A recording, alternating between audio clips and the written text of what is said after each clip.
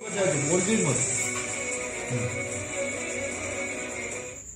Doctors हड़ताल पर हैं। ब्रेक के बाद हम आपका एक बार फिर से स्वागत करेंगे और जानने की कोशिश करेंगे कि आखिर क्यों एक घटना के बाद पूरे प्रदेश के डॉक्टर्स हड़ताल पर चले जाते हैं। तो जोधपुर में रेजिडेंट डॉक्टर्स के साथ मारपीट के विरोध में उदयपुर संभाग के रेजिडेंट डॉक्टर्स ने भी अनिश्चितकालीन हड़ताल कर दी।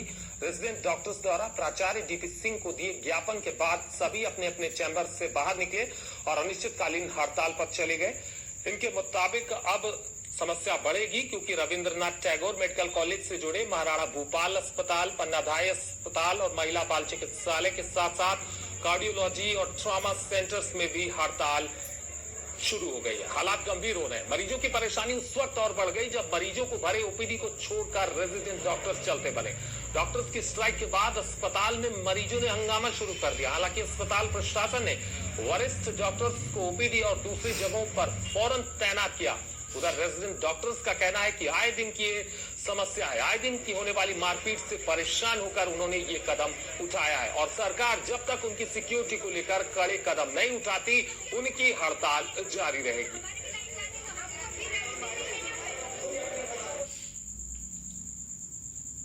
सीरियस ऑपरेशंस हैं वो भी हम देख रहे हैं कि किसी तरह ऑपरेशन भी निपटाए, कोई पोस्टपोन नहीं हो। जहां तक हो सकेगा हम करने की कोशिश करेंगे।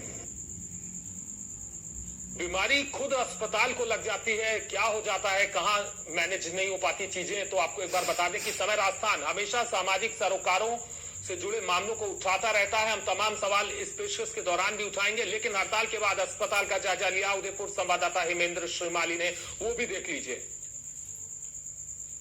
जोधपुर के रेजिडेंट डॉक्टरों के हड़ताल के समर्थन में उदयपुर के रेजिडेंट डॉक्टरों ने भी हड़ताल शुरू कर दी है। हमारे साथ में आप देखेंगे कि ये हड़ताली डॉक्टर हैं रेजिडेंट जो अपना सब कामकाज छोड़ करके और बाहर आए हैं। क्या समस्या है, बार बार ऐसा क्यों मामला होता है, इन हमारे साथ में रेजिडेंट डॉक्टर एसोसिएशन के अध्यक्ष हैं, इन्हीं से जानेंगे। क्या आप कहना चाहते हैं, क्या वजह है, किस वजह से? हमारे जो मेन समस्या हमेशा जो स्ट्राइक होती है वो है सिक्योरिटी को लेके। सिक्योरिटी इशू जो है हमेशा हर कॉलेज में यही होता है, जिसमें या इमरजेंसी देख लो, आईसीयू देख लो, जहाँ भी ट्रामा देख लो, वहाँ पे या वार्ड देख लो, जहाँ सेंसिटिव इश्यू होता है, कोई भी पेशेंट क्रिटिकल पेशेंट होता है, वो एक्सपायर होता है, उसके परिजन ये पंगा करते हैं। इसका समाधान एक ही है, सरकार को सॉलिड सिक्योरिटी लगानी चाहिए। जैसे दिल्ली में उन्होंने अभी बाउंसर्स लगा रखे, या तो बाउंसर लगाएं या सिक्योरिटी फोर्स बीएसएफ जो सीआईएसएफ जो जवान है सॉलिड, जो अपना पंगा खुद ले सके।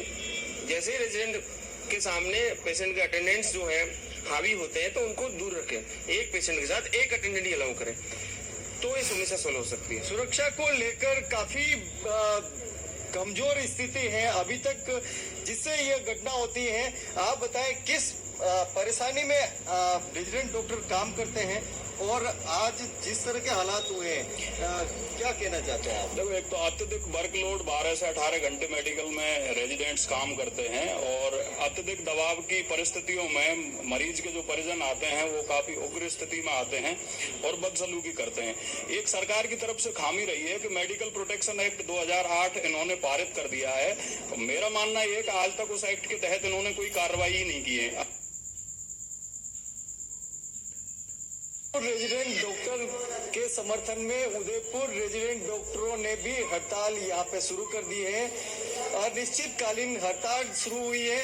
अभी आप देख रहे हैं मेरे पीछे कि यहाँ पर जिस प्रकार से मरीजों की लाइन लगी हुई है, भीड़ लगी हुई है, पूरा जो हॉल है वो मरीजों की कतार से और भीड़ से भरा हुआ है।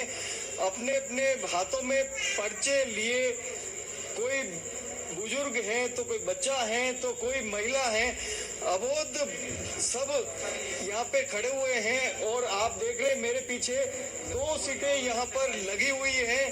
दोनों सीटों पर रेजिडेंट डॉक्टर यहाँ पर इलाज कर रहे थे और जैसे ही हड़ताल की सूचना उनको मिली वो सीटें छोड़ के और जा चुके हैं। हमारे साथ में कुछ रोगी हैं, इन्हीं से जानेंगे कि कितने बजे से आप? 10:30 बजे से खड़े हैं। हो रही है? हाँ, 10:30 बजे से खड़े हो, नंबर आए डॉक्टर साहब चले गए।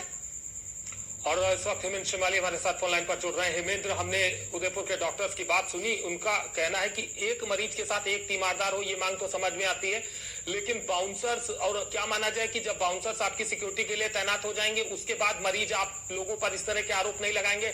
आपने क्या इस तरह का सवाल डॉक्टर से पूछा? क्या कुछ कहना है? डॉक्टर्स को सिर्फ हड़ताल ही एकमात्र रास्ता दिखाई दिया? श्वेतांक, बताना चाहता हूं कि यह कोई नई नहीं है। राजस्थान में आपने भी कहा है, ऊपर वाले जो संवाददाता है उन्होंने भी कहा है कि यह स्थिति काफी पुरानी है और गंभीर है। 2008 में जब मेडिकल सुरक्षा एक्ट बन गया था तो इसे पूरी तरह से लागू क्यों नहीं किया गया?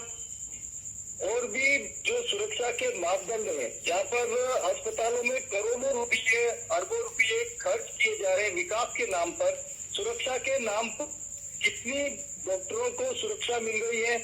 और आखिर में जो रेजिडेंट अगर कोई लापरवाही करते हैं तो उसका जिम्मेदार कौन होगा अगर डॉक्टर्स लापरवाही करते हैं? हेमेंद्र, काफी अहम सवाल आपने उठाया कि अगर एक्ट बना था तो लागू क्यों हुआ। फिलहाल इस तमाम जानकारी के लिए हेमेंद्र आपका शुक्रिया। और अजमेर में भी डॉक्टर्स हड़ताल पर हैं और सीधे रुख करते हैं संवाददाता राधेश्याम गोयल का।